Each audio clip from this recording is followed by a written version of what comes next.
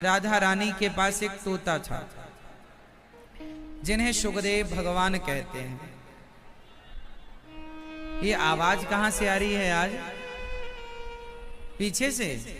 मैया, ओ मैया, ओ मेरी माँ, सुन लो मेरी माँ। किससे बुला रही हो? बैठ जाओ, जहां जगह मिल जाए वहीं बैठ जाओ, है ना?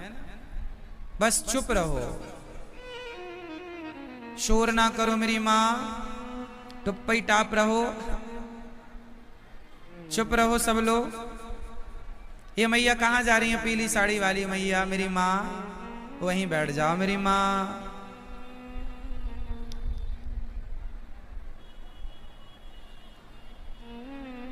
बैठ जाओ मैया।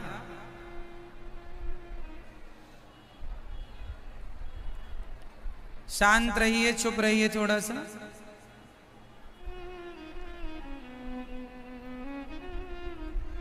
इसलिए मन लगाकर प्रेम पूर्वक सुनिए। अच्छा, आप लोग थोड़ा थोड़ा आगे खिसक आइए ना, तो पीछे वालों को थोड़ा मिल जाएगा मौका बैठने का, यदि आप खिसक सकें, आपके आसपास कोई जगह हो तो।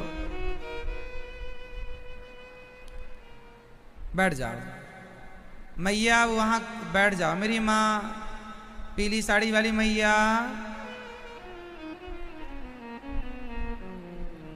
नेशनल हाईवे पे ही चल रही है मैया पूरा।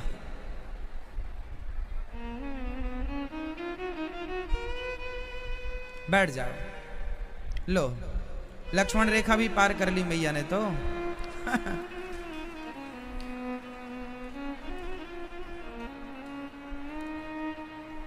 न मान हो तुम। बैठ जाओ, सब लोग बैठ जाइए, शांति से सबको बिठाओ। देखो मैया को बिठाओ शांति से, जहां जगह मिले शांति से बैठिए सब लोग। बोलिए भक्त वत्सल भगवान की। शांति से सुनिएगा।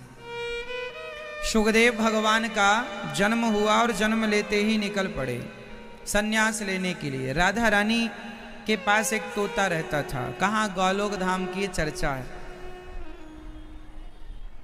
जब राधा रानी आने लगी ना इस धरती पर, तो राधा रानी को देखकर तोते ने कहा, माँ मैं भी आपके साथ चलूं? माँ ने कहा, वहां लीलाएं बड़ी कठिन होंगी बेटा, तुम अभी रुक जाओ, तुम मेरी लीला होने दो, उसके बाद तुम जाके लीलाओं का गुणगान करना, लीला का गुणगान करना। सुखदेव भगवान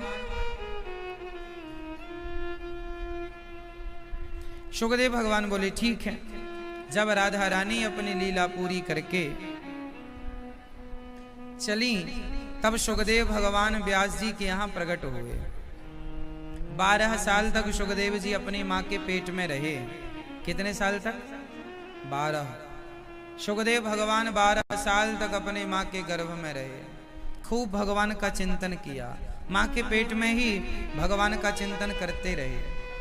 और शंकर जी जब कथा सुनाए माता पार्वती को, तो माता पार्वती तो नींद में सो गई थी अमरनाथ में, तो इसी तोते ने सुना था।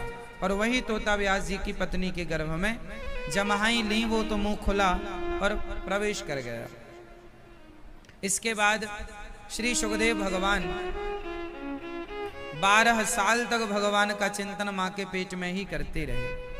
उनका चिंतन छूटा नहीं। कथा सुन लेना अच्छी बात है, पर कथा सुन के जब तक आप उसका चिंतन नहीं करेंगे तब तक कोई सार नहीं है। इसलिए कथा सुना करो और सुनकर उसका घर में मनन किया करो, चिंतन किया करो।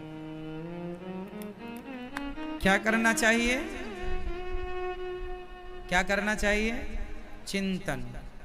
आप लोग चिंता करते हैं, चिंता नहीं, चिंतन।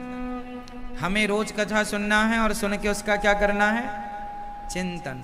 आपस में वार्ता करनी है कि आज हमने कथा में क्या सुना, कौन सी बात अच्छी लगी, कौन सी बात हमें सिखा रही है, कौन से रास्ते पर चलेंगे तो हमारा कल्याण होगा। इन सभी प्रश्नों का उत्तर आपको चिंतन से मिलेगा। बड़े बड़े साधु संतों को आपने देखा होगा, वो एकांत में बैठे हैं और भगवान का चिंतन कर रहे हैं, केवल ख्यालों में खोए हैं। आप भी चिंतन किया करो। जो चिंता करते हैं आप, चिंतन नहीं, चिंता नहीं, चिंतन, चिंता और चिंतन, ठीक है, समझ आ रही है? आप लोग ज्यादा क्या करते हैं, चिंता की चिंतन? आप करते हैं चिंता। आप क्यों करते हैं चिंता? अच्छा ये बताओ, आप चिंता इतनी करते तो हैं, पर बताइए उस चिंता करने से उस चिंता का निवारण होता है?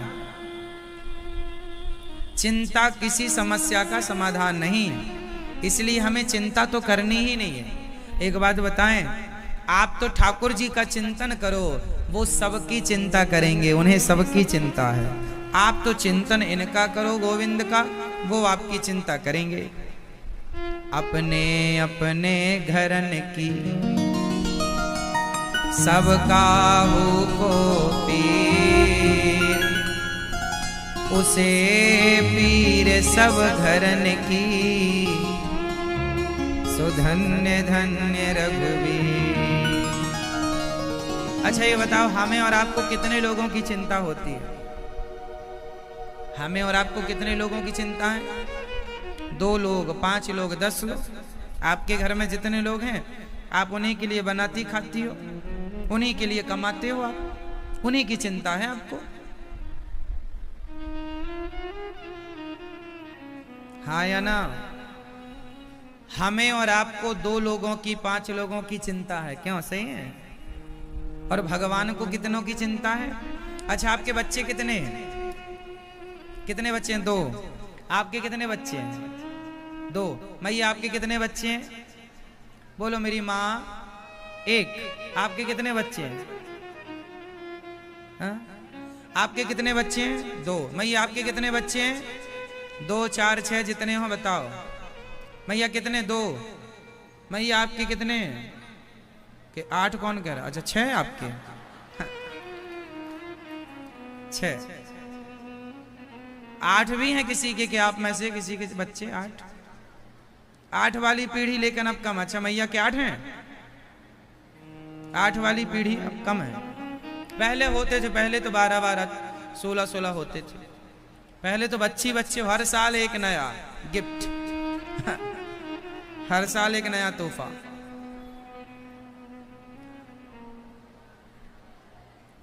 अच्छा समझो, आजकल हम सबके बच्चे किसी के 2, किसी के 4 बस, और लो तो 6। हमारे 2, 4, 6 या 10 बच्चे हैं, हमारे पास 2, 4, 6 या 10 लोगों की जिम्मेदारी है। लेकिन ये बताओ, आप किसके बच्चे हो? आप किसके बच्चे हो?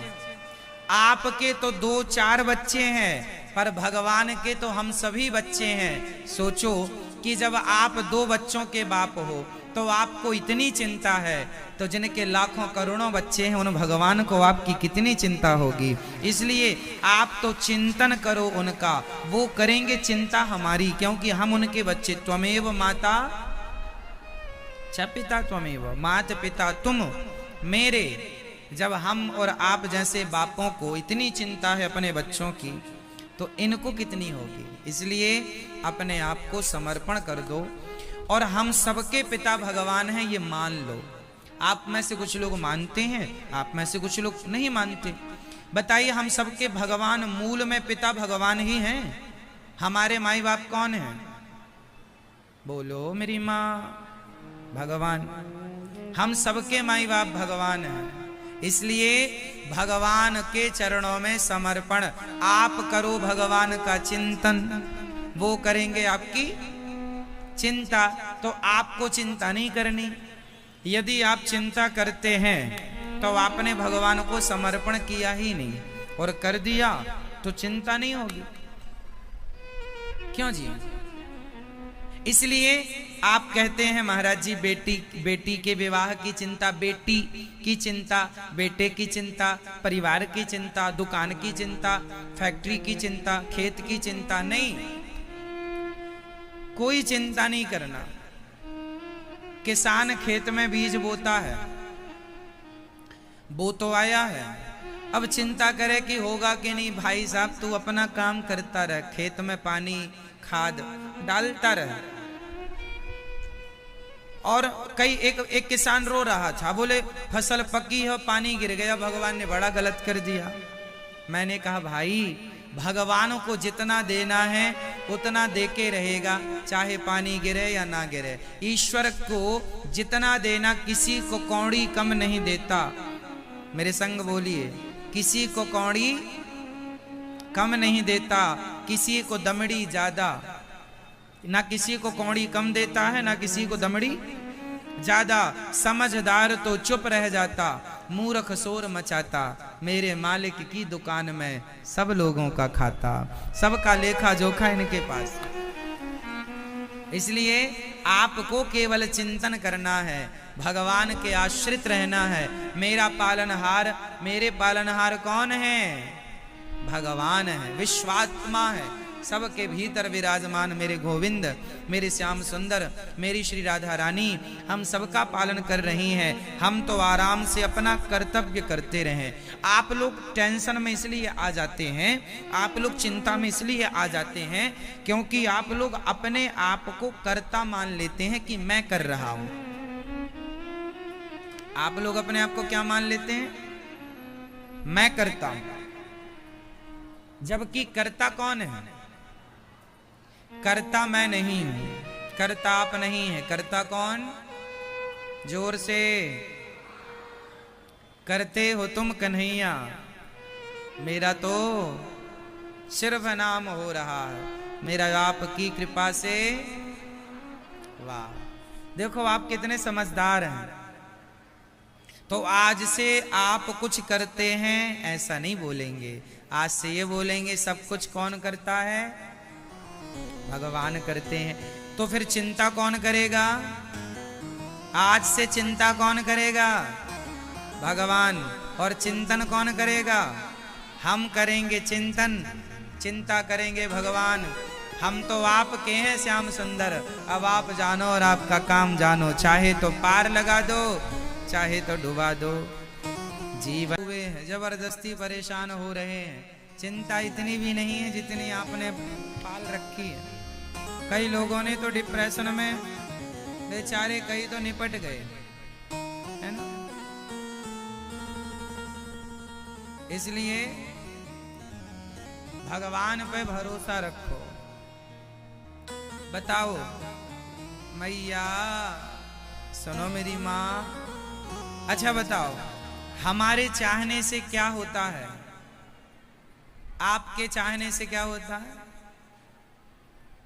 मैया, ओ मेरी माँ, ये मैया देखो खड़ी हैं, बिठाओ इनको।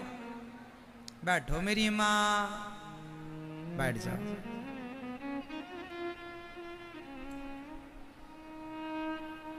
सुनो, भगवान,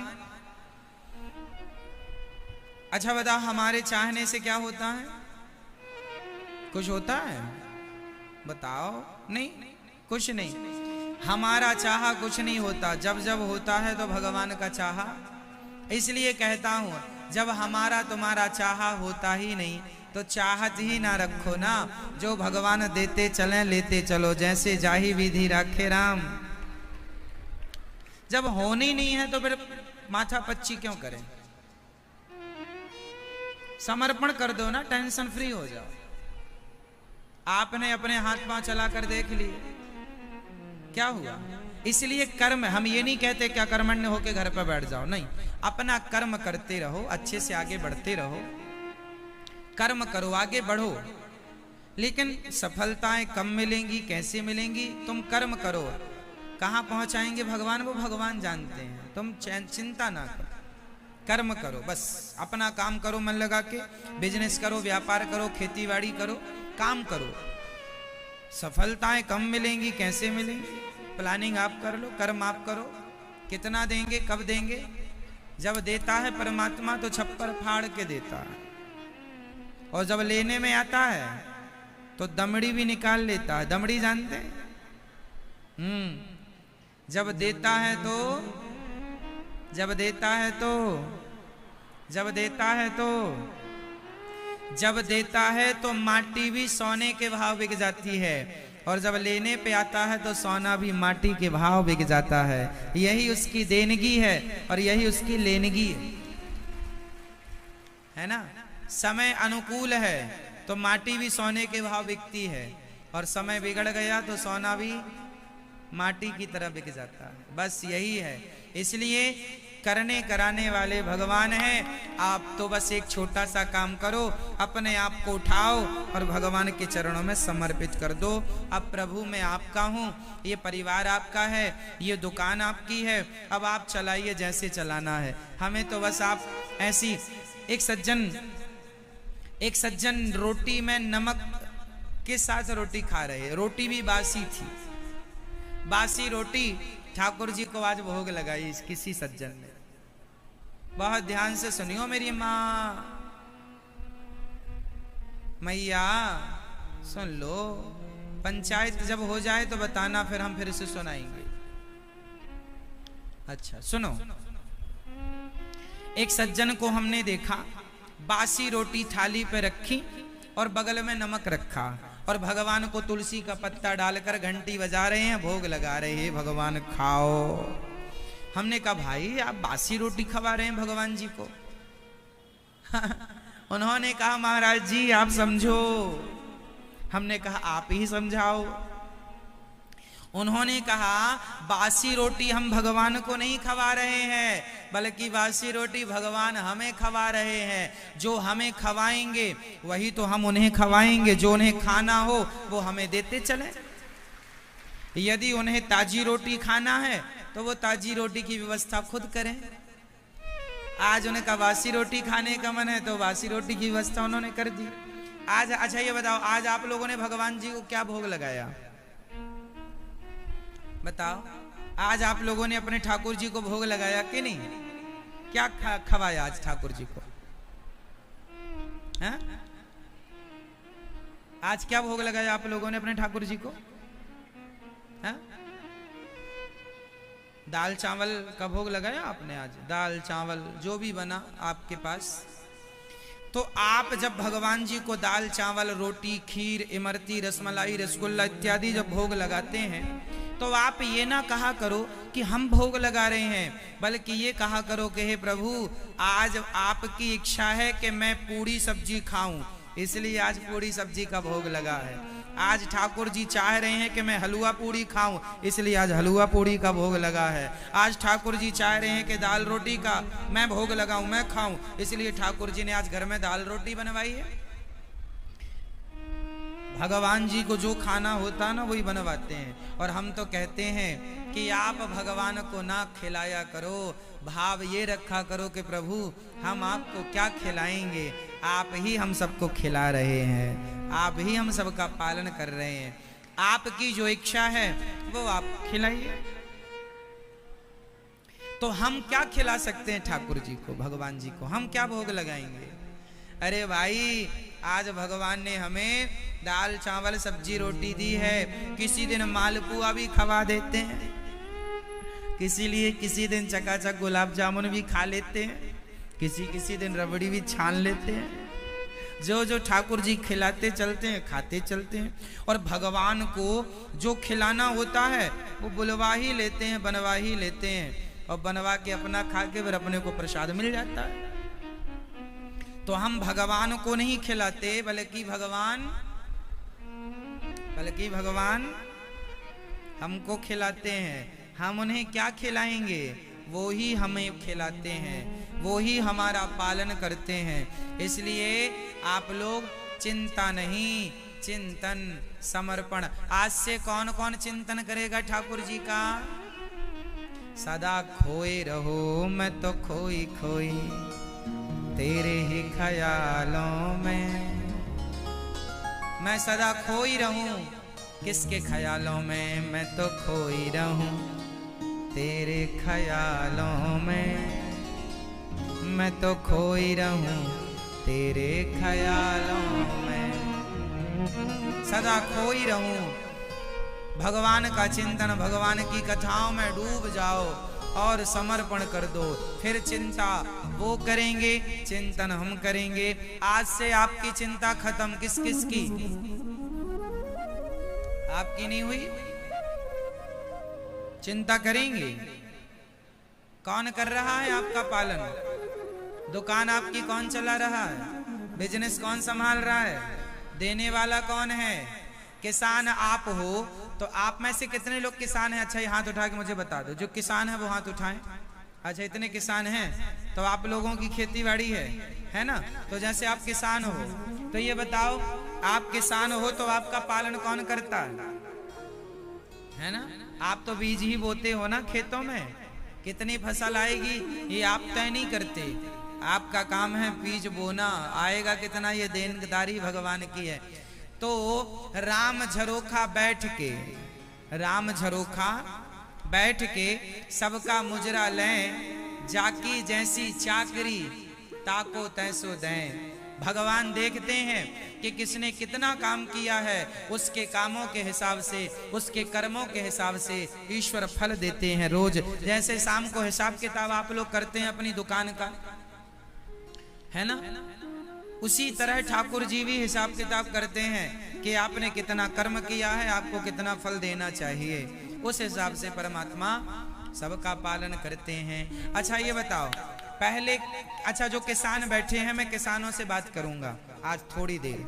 मैं ये आप सो जाओ जब तक किसानों से हम बात कर रहे हैं तब तक आप सो लो। नींद आ रही है आपको? थोड़ा थोड़ा जिसको नींद आए थोड़ा आप सो लो, है ना? हम जब तक किसानों से बात कर लेते हैं। किसान नहीं सोएंगे। अच्छा सुनो, किसान भाई सुनेंगे। अच्छा किसान ये बताएं कि पहले, आज के 20 साल पहले, आज के 40 साल पहले उपज ज्यादा थी कि कम थी? आज की उपज और आज से 40 साल या 20 साल पुरानी उपज, पहले की उपज ज्यादा थी? खेत में पहले ज्यादा अनाज होता था या आज ज्यादा होता है? किसान बताएंगे। पहले अनाज कम होता था, आज के 20 साल पहले ही कम होता था, हाँ या ना? 50 साल पहले और कम होता था, हाँ या ना? बोलो हाँ या ना? आज किसान 1 एकड़ में लगभग 20 कुंटल भी गेहूं निकाल लेता है, जहां करने वाला है वहां, वरना 12-15 कुंटल तो निकलती ही है गेहूं। और धान तो 25 से 30 और 40 कुंटल भी होती है ना? 1 एकड़ में गेहूं यदि 20 कुंटल होती है तो धान 40 कुंटल होती है। पता है आपको? सही है ना? अब ये कहीं की खेती कमजोर हो तो 15 कुंटल मान लीजिए, और कमजोर है तो 10 कुंटल मान लीजिए। वो तो माटी पर निर्भर करता है कि आपकी माटी कैसी है वहां की, उस क्षेत्र की। लेकिन अब आप मुझे एक उत्तर दीजिएगा कि आज के 50 साल पहले जिस खेत में आज अधिक पैदावार है, उसी खेत में पहले कम पैदावार होती थी। क्यों? किसान उत्तर दें। क्यों?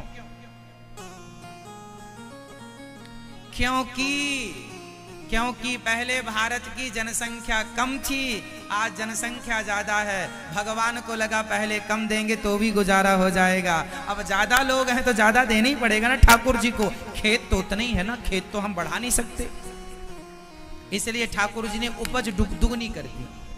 वो तो बहाना है कि पहले पानी नहीं था, ये नहीं था, तब बहाने ठीक हैं, लेकिन पहले जनसंख्या कम थी। पहले भारत की जनसंख्या मात्र 50 करोड़ थी, फिर 100 करोड़ हुई, आज 140 करोड़ पहुंच रही है। या नई जनगणना आएगी तो 150 करोड़ भी हो सकती है। क्यों जी? सही है। तो भगवान देखते हैं कि आबादी बढ़ रही है तो भगवान ने कृपा भी बढ़ा दी ना।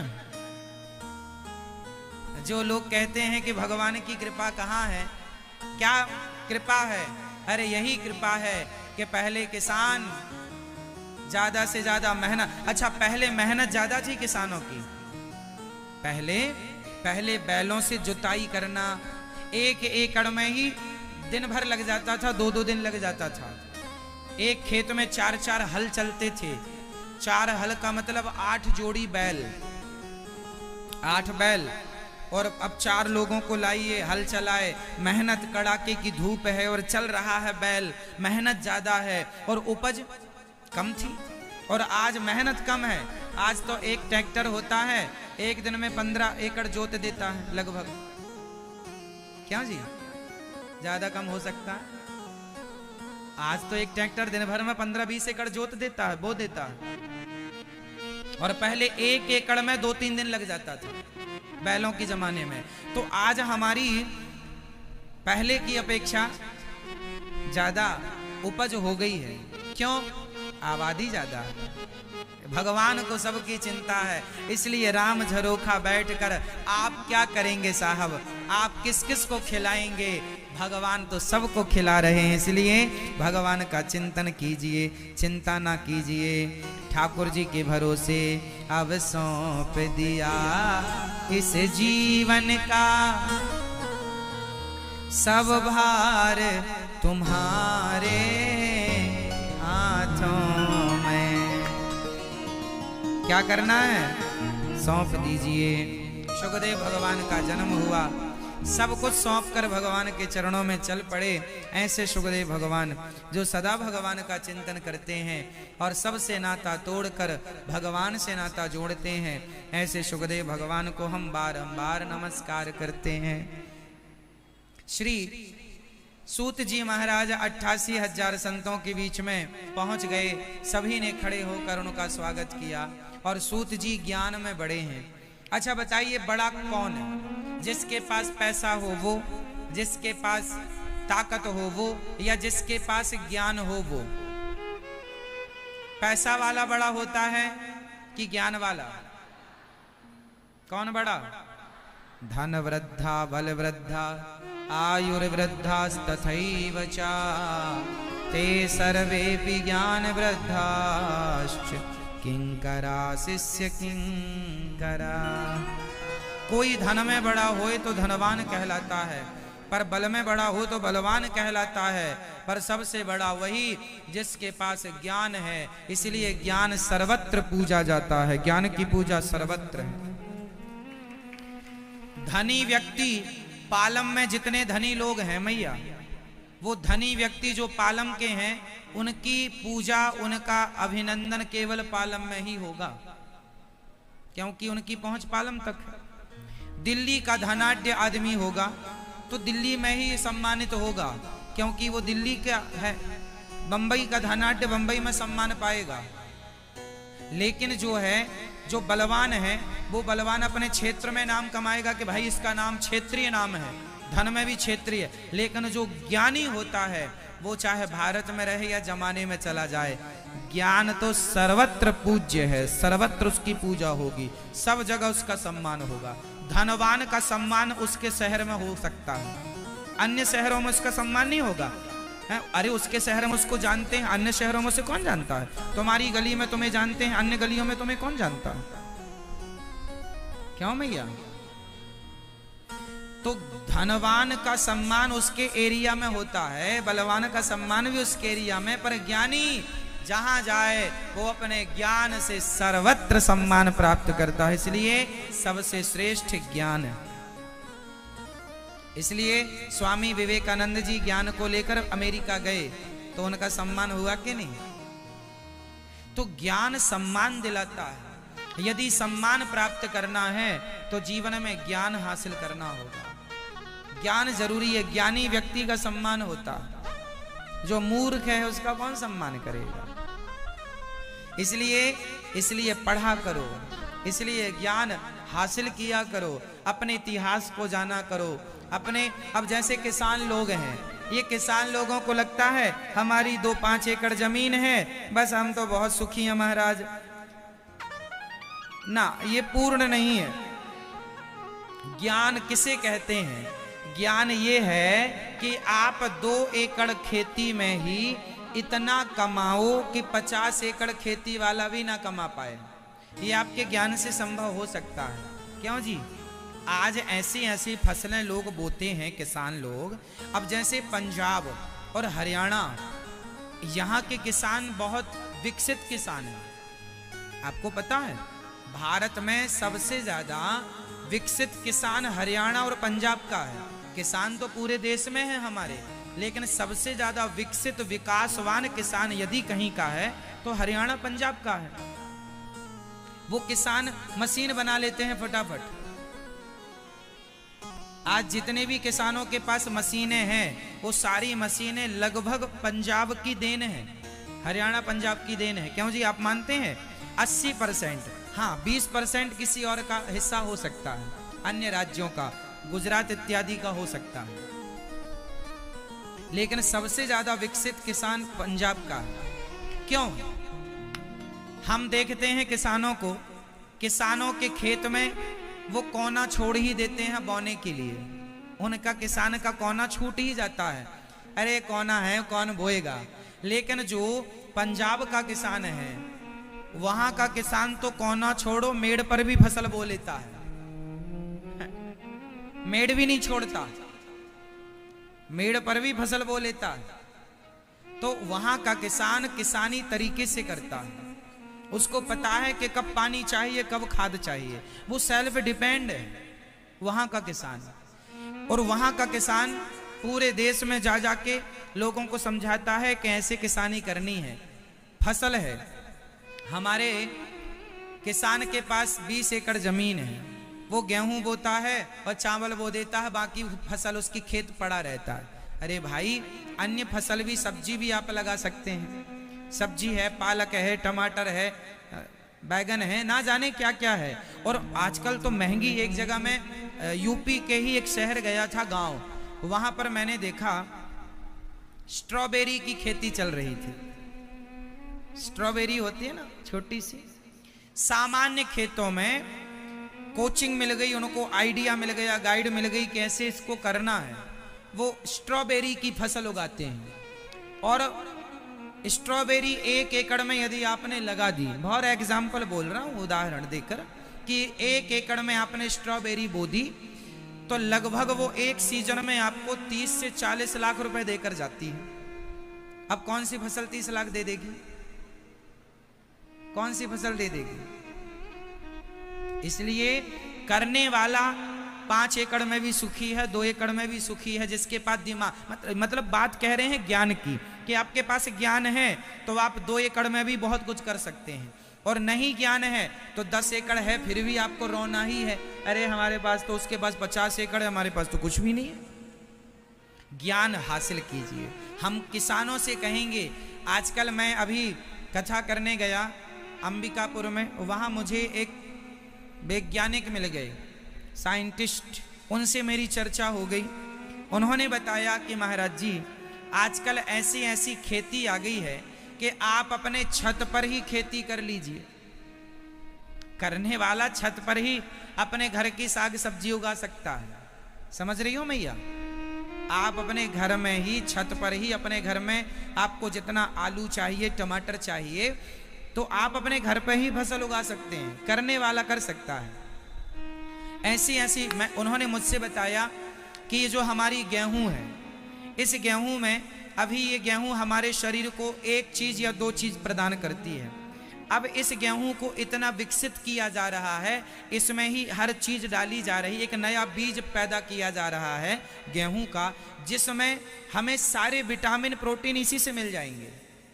केवल गेहूं, आजकल का गेहूं रोटी जो है वो हमें एक ही चीज देता है या 2 चीज देता है, अन्य चीजों के लिए हमें अन्य चीजें खानी पड़ती हैं। पर अब ऐसा गेहूं बनाया जा रहा है, बनाया क्या जा रहा है, ऐसा डेवलप किया जा रहा है, मिला मिला करके ऐसा बीज तैयार किया जा रहा है जिससे हम एक प्रकार का गेहूं खाएंगे एक, तो उसमें सारी चीजें हमें प्राप्त हो जाएंगी। जैसी एप्पल हम काट कर रखते हैं ना, थोड़ी देर में काला पड़ जाता है। आपने देखा ये चीज? एप्पल आप काट के रखिए, थोड़ी देर में काला पड़ जाता है। इसलिए काट कर फल कभी नहीं खाना चाहिए। कई लोग ना एप्पल इत्यादि काट के खाते हैं, एप्पल का छिलका उतार के खाते हैं। एप्पल को धुलकर खाना चाहिए। आपको पता है एप्पल कैसे खाना चाहिए? एप्पल को किस गर्म गुनगुने पानी, थोड़ा गर्म पानी से साफ कर लो, ताकि उसमें जो बैक्टीरिया इत्यादि लगे हों तो वो साफ हो जाएं। साफ कर लो अच्छे से, कपड़े से पोंछ लो, कॉटन कपड़े से, और फिर एप्पल को यूं ही बिना काटे यदि काटो तो ऐसे काटो कि काट के तुरंत खाओ, ये ना कि काटने के 1 घंटे बाद, 1 घंटे में तो काला पड़ जाएगा। और वो जो काला पड़ जाता है वो बैक्टीरिया होते हैं जो कि हमारे शरीर के लिए हानिकारक होते हैं। जो शरीर में दाग धब्बे पड़ते रहते हैं ना, वो पुराने फलों को, कटे हुए फलों को खाने से होता है। आपको पता है ये चीज? इसलिए फल ताजे या तो तुरंत काटो तुरंत खाओ, या बिना काटे सीधा एप्पल को आप डायरेक्ट खा सकते हैं, छिलका नहीं उतारना। उसके छिलके पर भी बहुत सारी चीजें होती हैं, है ना। एप्पल में छिलका केवल केले का उतारना है, बोलेगा हमारे ठाकुर जी तो वो भी नहीं उतारते, छिलके शबरी माता विदुरानी की खा लेते हैं।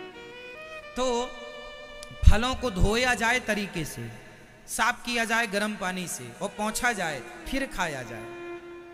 तो जो एप्पल अब काला पड़ जाता है, तो जो नए हमारे वैज्ञानिक हैं अब वो एप्पल की खेती पर ऐसे काम कर रहे हैं कि एप्पल को इतना ताकतवर बना दिया जाए, इतना रसीला बना दिया जाए कि काटने के बाद इतना ताकतवर कि काटने के बाद भी वो काला ना पड़े, मतलब उसकी इतनी ताकत रहे कि वो अपने आप को भी बचाए बैक्टीरिया से जो काला करने वाले इत्यादि। मैं एक सैंपल आपको एग्जाम्पल दे रहा हूं जरा सा कि हमारी टेक्नोलॉजी, किसान की टेक्नोलॉजी कितनी विकसित हो रही है।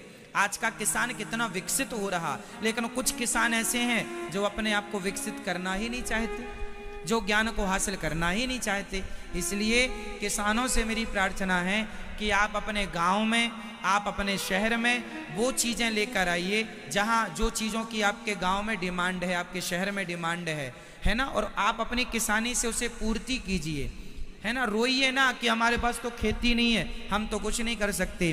करने वाला सब कर सकता है ना, करने वाला। आजकल पानी बचाने के लिए कितनी बढ़िया टेक्निक आ गई है। आजकल जो किसान लोग खेत में पानी भर देते हैं, वो टेक्नोलॉजी गई।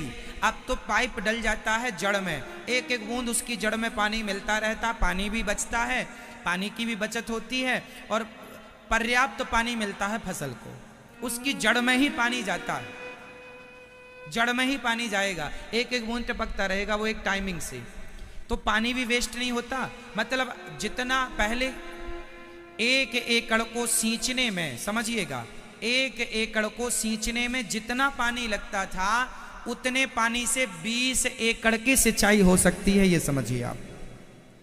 इस प्रकार की टेक्नोलॉजी आ गई किसानों के लिए। अब किसान अपडेट कर लें अपने आप को तब है, नहीं पुरानी टेक्नोलॉजी से चलेंगे तो उनका मुनाफा भी कम है, पैदावार भी कम होगी। पहले का टमाटर छोटा सा होता था, टमाटर का पेड़ जो होता था ना, जरा सा इतना बड़ा पेड़ होता है टमाटर का, वो वहीं फैल जाता है। वो टमाटर पूरे सीजन में, एक टमाटर का पेड़ लगभग 10 किलो टमाटर देता है। पूरे सीजन में एक टमाटर का पेड़ लगभग 10 से 15 किलो टमाटर देता है, एक लगभग। लेकिन अब ऐसा टमाटर का पेड़ तैयार हुआ है, लंबा भी है, जो एक टमाटर का पेड़ 50 किलो फल देता है, मतलब 50 किलो टमाटर। तो ये टेक्नोलॉजी है, इसे अपनाना चाहिए किसानों को। और अपनी खेती तो आप बढ़ा नहीं सकते, खेती तो उतनी है, लेकिन पैदावार बढ़ा सकते हैं। आज के युग के हिसाब से आप चल सकते हैं, ये किसानों के लिए है। यदि किसान चाहे तो अपना आय, अपनी इनकम, मतलब कहने का ये कि ज्ञान सर्वत्र पूज्य है, ज्ञान की पूजा सर्वत्र होती है। इसलिए हम तो सबसे मिलते हैं, हम तो सबको देखते हैं, हम सीखते हैं अच्छी चीज़ें कि कौन क्या कर रहा है। हम पंजाब भी जाते हैं तो पंजाब के किसानों को देखते हैं, छत्तीसगढ़ जाते हैं तो छत्तीसगढ़ के किसानों को देख लेते हैं, मध्य प्रदेश जाते हैं मध्य प्रदेश, उड़ीसा तो उड़ीसा के किसानों को, बिहार तो बिहार, पंजाब तो गुजरात तो गुजरात। जहाँ जाता हूँ मैं सब देखता हूँ कि यहाँ का रहन सहन, खान पान क्या है, किस प्रकार ये बिहेव करते हैं, किस प्रकार ये काम करते हैं, काम करने का ढंग क्या है।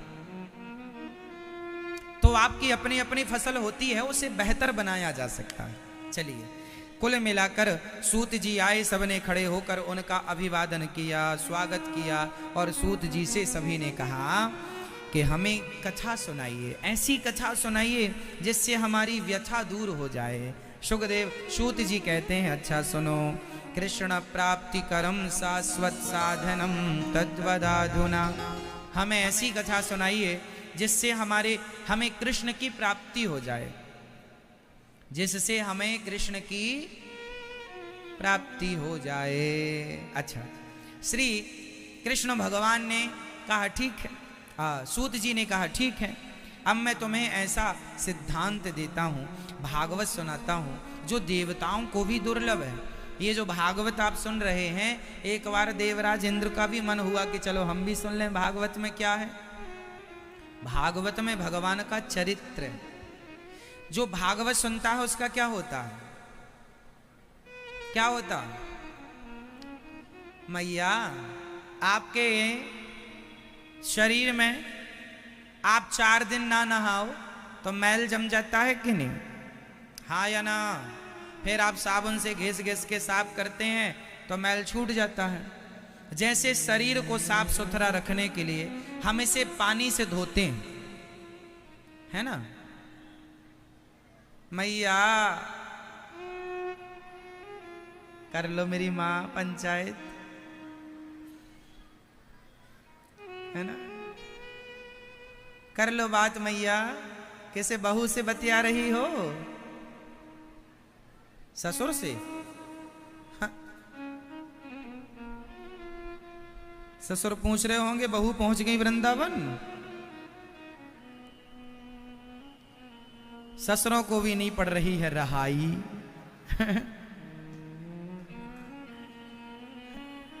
बोलिए भक्त वत्सल भगवान की जय। अच्छा सुनो, हमें कृष्ण की प्राप्ति हो ऐसा साधन बताइए। कृष्ण प्राप्ति कर्म भागवत से क्या मिलता है? सुनने से। जैसे हम साबुन लगा के अपने शरीर को धुलते हैं ना, पूरा साफ हो जाता है, उसी प्रकार शरीर को तो पानी से धुलते हैं। अब जो आपका मन है, जो आपका अंतःकरण है, वो कैसे धुलेगा? वहां तो पानी जाएगा नहीं धुलने के लिए। तो बाहर के शरीर को, चमड़ी को गंगा जल या पानी धुलता है, पर जो आपका मन है, मन को साफ करना हो तो सत्संग का जल ही उसे साफ कर सकता है। तो ये जो मन है उसकी शुद्धि के लिए ये सत्संग किया जाता है। इसलिए कथा सुना करो। कथा सुनने से मन की शुद्धि होती है, और मन शुद्ध, मन साफ, तो मन में फिर पवित्र मन में भगवान आकर बैठ जाएंगे।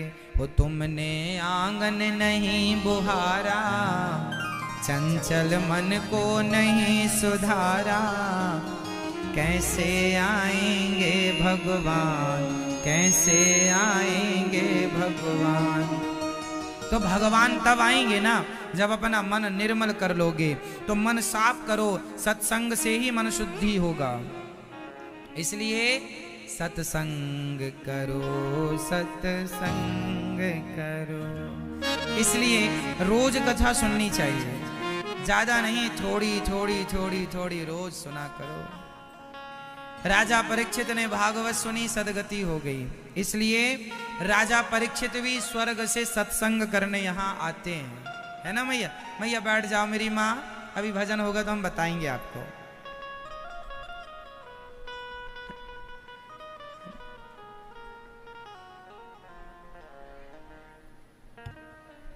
एक बार इंद्र भी अपना परिकर लेकर आए, बोले हमें भी भागवत सुनाओ। सुखदेव जी बोले ना, आपको भागवत हम नहीं सुना सकते, क्योंकि ये भागवत कथा कौन सुन सकता? भागवत कथा सुनने का अधिकारी कौन है? देवता भी अधिकारी नहीं है भागवत के, पता है आपको? आप लोग देवताओं से श्रेष्ठ हैं। देवताओं को फिर उनका समय पूरा करके मनुष्य बन के धरती पे आना पड़ेगा। हम लोग, एक बात बताएं, आप जितने लोग यहाँ बैठे हो ना, हम सब कभी ना कभी हम लोग भी देवता रहे होंगे।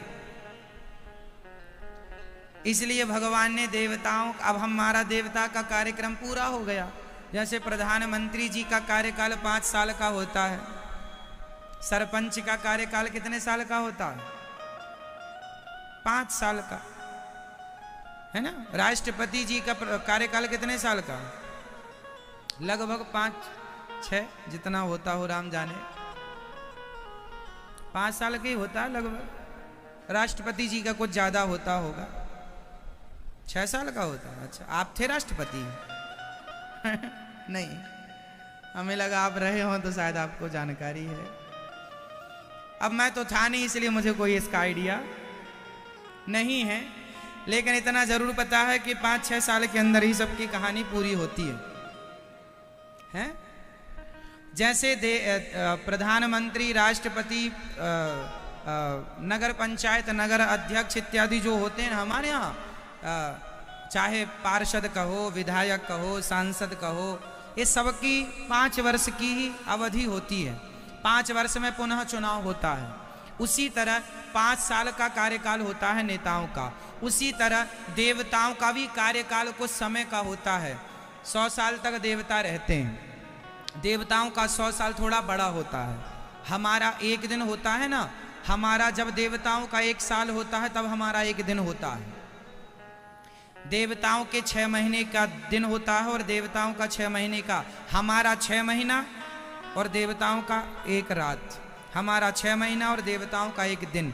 जब सूर्य उत्तरायण होते हैं तब देवताओं का क्या होता है, आप बताओ? जब सूर्य उत्तरायण होते हैं देवताओं का क्या होता है? सूर्य उत्तरायण होता है तब देवताओं का दिन होता है, और सूर्य दक्षिणायन होता है तब देवताओं की 2 अयन होते हैं ना, उत्तरायण और दक्षिणायन। 6 अभी देवउठनी एकादशी आएगी, आपने देखा उसके दीपावली के बाद, तो देवताओं का सवेरा वो है ही है देवउठनी एकादशी। उस दिन देवता उठते हैं। फिर सूर्य उत्तरायण चालू होता है उसके बाद से, है ना। अभी देवताओं की रात्रि चल रही, अभी सूर्य दक्षिणायन है।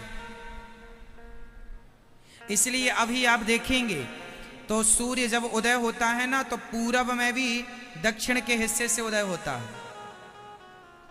पूरब में भी दक्षिण की ओर से उदय, और जब उत्तरायण होता है तो सूर्य उत्तर की ओर चला जाता है। मतलब है पूरब में ही, पर उत्तर की ओर खिसक जाते हैं जरा सा। भाई पूरब दिशा भी बड़ी है ना। अब देखो ये पूर्व दिशा है, माना कि ये पूरी पूर्व दिशा, तो ये भी पूर्व है, ये भी पूर्व है, ये भी पूर्व है, समझिएगा। तो जब गर्मी होती है तो गर्मी में सेंटर से सूर्य निकलता है, सेंटर से, पूर्व से। लेकिन जब सर्दी होती है तो सूर्य भगवान थोड़ा दूर चले जाते हैं, है ना, उत्तर की ओर। तो उत्तर में दक्षिण मतलब हिमालय इत्यादि ये ठंडक है, इसलिए सर्दी पड़ती है। और इस तरफ आ जाते हैं, जब गर्मी होती है तो दक्षिण की तरफ खिसक आते हैं सूर्य। आपने परछाई जब बार बार अपने घर के आसपास की परछाई देखोगे ना, तो सब चीजें क्लियर हो जाएं। कितना बड़ा साइंस है ये। कई लोग कहते हैं सूर्य पूर्व, दिशाएं कितनी होती हैं? अच्छा बताइए, कितनी दिशाएं होती हैं? भारत में लोगों को ये नहीं पता कि दिशाएं कितनी होती हैं। 10 दिशाएं होती हैं। आपको देखो आज पता चला कुछ लोगों को, जिसमें मुख्य 8 दिशाएं होती हैं। 8 दिशाएं क्या होती हैं भाई? पूरब और उत्तर। एक तो दिशा है पूर्व, एक है उत्तर, समझ गए? अब पूरब और उत्तर का जो कोना है वो भी तो एक दिशा है भाई। पूरब तो पूर्व हो गया, उत्तर उत्तर हो गया। अब जो कोना रह गया वो क्या है? वो ईशान कोण है, उसे ईशान कहते हैं, समझ रहे हैं? वो भी एक दिशा है।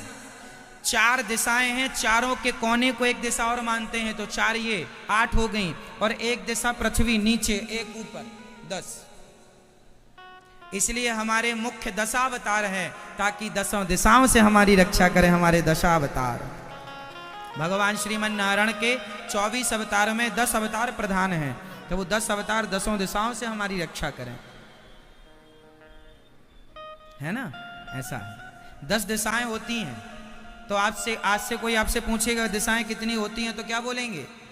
हाँ, 10 दिशाएं।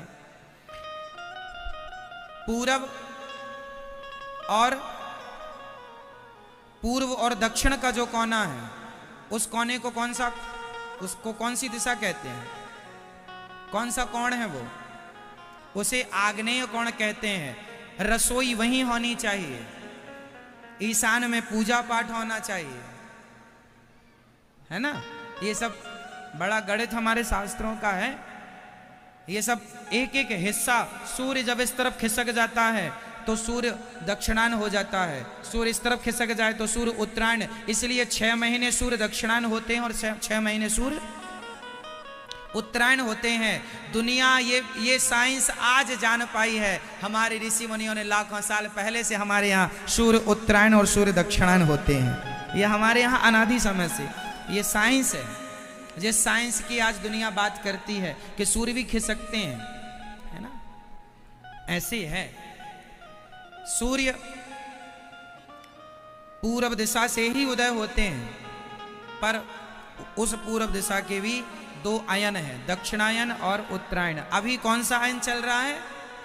अभी दक्षिणायन चल रहा है। देवउठनी एकादशी के बाद से उत्तरायण चालू होगा। जब सूर्य उत्तरायण होता है तब ही सारे शुभ मुहूर्त होते हैं। जैसे बेटियों का भी, अभी देखो हमारे भारत में शादी विवाह नहीं हो रहा है ना, क्योंकि सूर्य दक्षिणायन है। सूर्य दक्षिणायन होते हैं तब कोई शुभ कार्य नहीं होता, विशेष शुभ कार्य। जैसे अभी नए घर का प्रवेश, आप अभी बहुत कम ही मुहूर्त होते हैं, उस समय ज्यादा। जैसे आपको मंदिर बनाना है, मंदिर के प्राण प्रतिष्ठा का मुहूर्त, भूमि पूजन का मुहूर्त अभी नहीं मिल सकता। अब ये सब मिलेगा जाके देवउठनी के बाद, क्योंकि सूर्य, अभी देवता सो रहे हैं ना, अभी रात्रि चल रही है देवताओं की। देवताओं का दिन आने वाला है। कल एकादशी है ना, कल क्या है? कल एकादशी। तो कल परसों, कल एकादशी कल ही है, परसों नरसों में कंफ्यूज ना हो, इसलिए हमने आपको सूचना दी कि कल ही एकादशी है। तो एकादशी का व्रत करना है आपको। तो सूर्य उत्तरायण और सूर्य दक्षिणायन जब होता है तो देवताओं का एक दिन और एक रात हमसे कितनी बड़ी होती है? हमसे एक दिन एक रात देवताओं का कितना बड़ा है बताइए? 6 महीने का की रात है और 6 महीने का दिन। तो हमारा 24 घंटा और देवताओं का, हमारा 1 साल और देवताओं का 24 घंटा। इस हिसाब से देवताओं की उम्र भी 100 साल है। इस हिसाब से देवताओं की आयु कितनी होती है? 100 साल। तो आप लोग, हम लोग सब कभी ना कभी देवता रहे होंगे, और देवता के बाद हमने अपना 100 साल पूरा किया, फिर मनुष्य लोक में आ गए। अब फिर अच्छा कर्म करो तो अब देवता ना बनना पड़े, अब तो भगवत धाम को चलें, ताकि हमारा भी जन्म मृत्यु से उद्धार हो भगवत धाम में। देवता बनेंगे तो फिर बाहर यहाँ आना पड़ेगा, देवता बनेंगे तो फिर यहाँ आना पड़ेगा ना। इसलिए आने जाने का झंझट ही ना रहे भगवत धाम। अच्छा ये बताओ, आप लोग वृंदावन आ गए हैं, अब 2-4-7 दिन यहाँ रहेंगे ना, तो आपका जाने का मन नहीं करेगा। अच्छा लग रहा है कि नहीं? किस किस को अच्छा लग रहा है? जाने का मन कर रहा है? नहीं। अब घर में कौन जाए बर्तन धुलने के लिए? महाराज घर में जाते हैं, बर्तन धुलना पड़ता है, झाड़ू पोछा लगाना पड़ता है। यहाँ कुछ नहीं करना पड़ रहा, अच्छा लग रहा है। यहाँ कोई काम ही नहीं है यहाँ, है ना? बस आनंद से अपना लिपस्टिक लगाओ, घूमते रहो।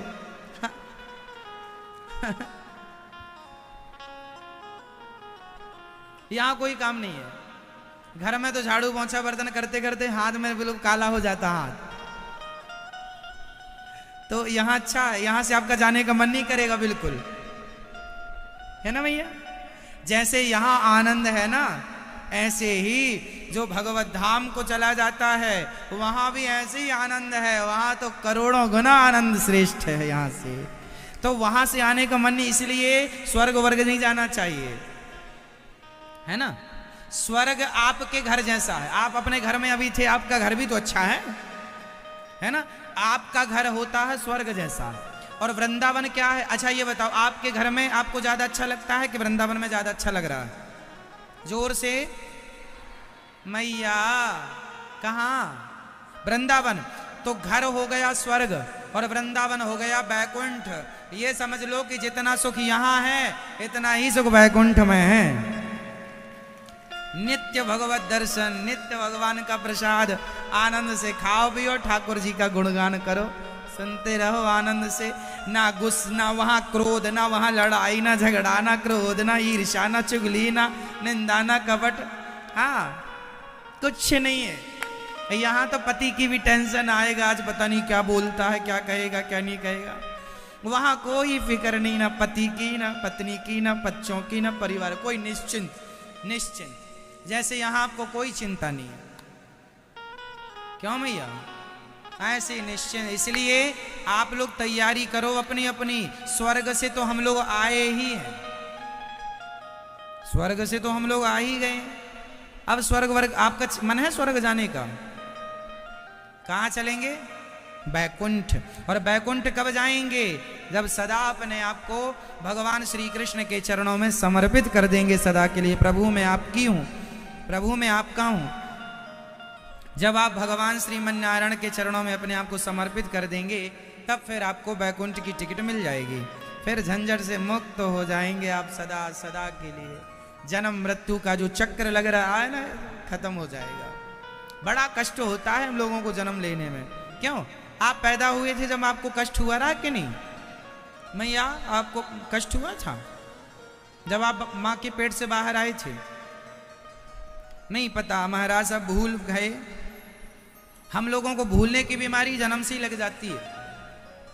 पैदा हुए छोटा सा बच्चा माँ के पेट में ना, ऐसे बिल्कुल हाथ पांव सिकोड़ की इतनी सी जगह में ऐसे बैठा रहता है, ऐसे ऐसे बिल्कुल सिकुड़ा हुआ, ऐसे हाथ ऊपर पांव ऊपर करके, ऐसे इतनी सी जगह, इतनी सी पेट माँ का कोई इतना बड़ा तो होता नहीं है कि बोरा भर का होता, इतना सा पेट होता है माँ का। इतने से पेट में अब देखो हमें और आपको रहना है, कैसे रहें?